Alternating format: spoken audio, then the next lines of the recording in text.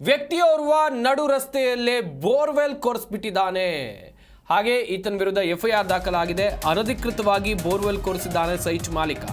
ಹೇರಹಳ್ಳಿ ವಾರ್ಡ್ನ ವೀರಭದ್ರೇಶ್ವರ ನಗರದಲ್ಲಿ ಈ ಘಟನೆ ನಡೆದಿದೆ. ಪಾಲಿಕೆಯಿಂದ ಅನುಮತಿಯನ್ನ ಪಡೆಯದೆ ಬೋರ್ವೆಲ್ ಕೊರೆಸಲಾಗಿದೆ.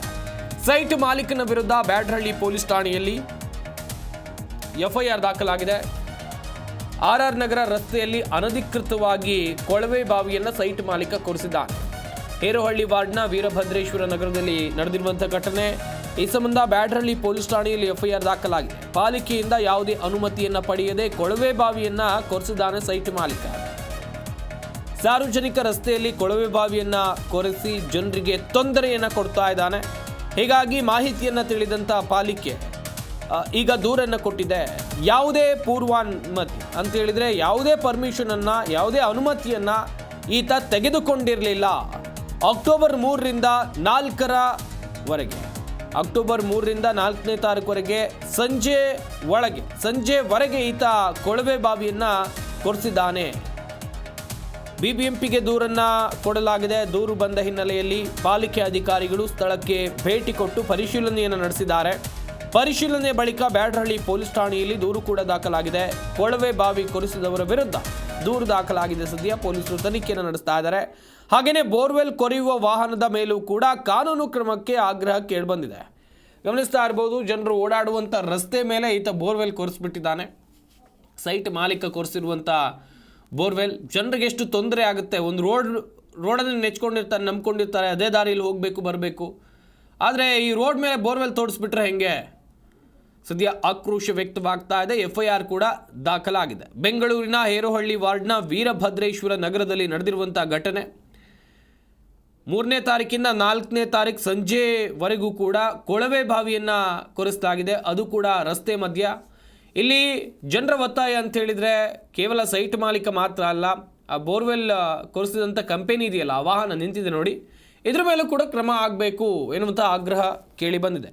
ಇಲ್ಲಿ ಮುಖ್ಯವಾಗಿ ಪಾಲಿಕೆಯ ಪರ್ಮಿಷನನ್ನು ತೆಗೆದುಕೊಂಡಿಲ್ಲ ಅಂತ ಹೇಳಿದ್ರೆ ಬಿಬಿಎಂಪಿಯ ಅನುಮತಿಯನ್ನು ಪಡೆಯದೆ ಇಲ್ಲಿ ಬೋರ್ವೆಲ್ ಕೊರೆಸಲಾಗಿದೆ ಎನ್ನುವಂಥ ಆರೋಪ.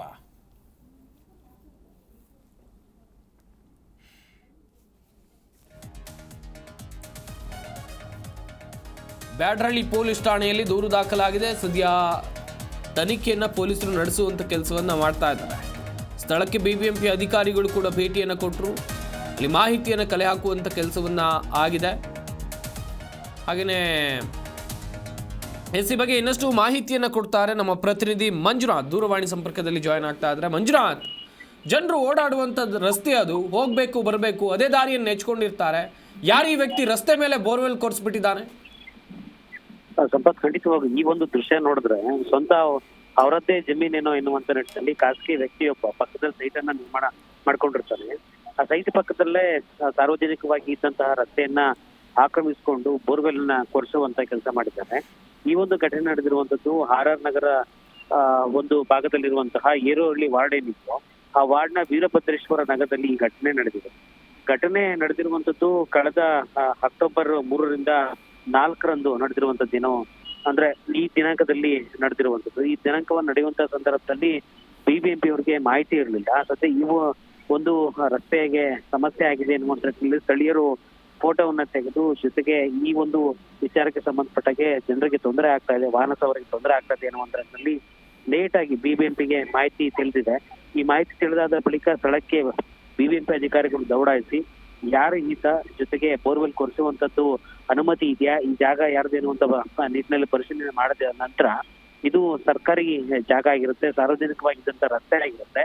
ಹೀಗಿದ್ದು ಕೂಡ ಈತ ಯಾರು ಎನ್ನುವಂತ ನಿಟ್ಟಿನಲ್ಲಿ ಮಾಹಿತಿಯನ್ನ ಕಲೆ ಹಾಕುವಂತ ಕೆಲಸ ಸದ್ಯಕ್ಕಂತೂ ಆಗ್ತಾ ಇದೆ. ಆದ್ರೆ ಮೊದಲಾರ್ಧವಾಗಿ ಈಗ ಎಫ್ಐಆರ್ ದಾಖಲು ಮಾಡುವಂತ ಕೆಲಸ ಬಿಬಿಎಂಪಿ ಅಧಿಕಾರಿಗಳು ಮಾಡಿರುವಂತದ್ದು. ಬ್ಯಾಡರಹಳ್ಳಿ ಪೊಲೀಸ್ ಠಾಣೆಯಲ್ಲಿ ಎಫ್ಐಆರ್ ದಾಖಲು ಮಾಡಿದ್ದು ಪಾಲಿಕೆ ವತಿಯಿಂದ ಯಾವುದೇ ರೀತಿಯಾದ ಅನುಮತಿ ಪಡೆದೇ ಇರುವಂತಹ ಕಾರಣದಿಂದಾಗಿ ಕೊಳವೆ ಬಾವಿಯನ್ನ ಕೊರೆಸಿರುವಂತಹ ಸೈಟ್ ಮಾಲೀಕ ಏನಿದ್ದಾನೆ ಆತನ ವಿರುದ್ಧವಾಗಿ ಕ್ರಮಕ್ಕೆ ಮುಂದಾಗಬೇಕು ಎನ್ನುವಂತ ನಿಟ್ಟಿನಲ್ಲಿ ಪೊಲೀಸರ ಮೂಲಕವಾಗಿ ಎಫ್ಐಆರ್ ದಾಖಲು ಮಾಡಿರುವಂತದ್ದು.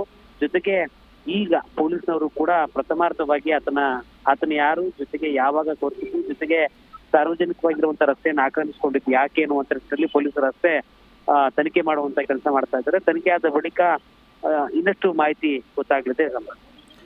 ಥ್ಯಾಂಕ್ ಯು ಮಂಜುನಾಥ್ ತಮ್ಮೆಲ್ಲ ಡೀಟೇಲ್ಸ್ಗಾಗಿ.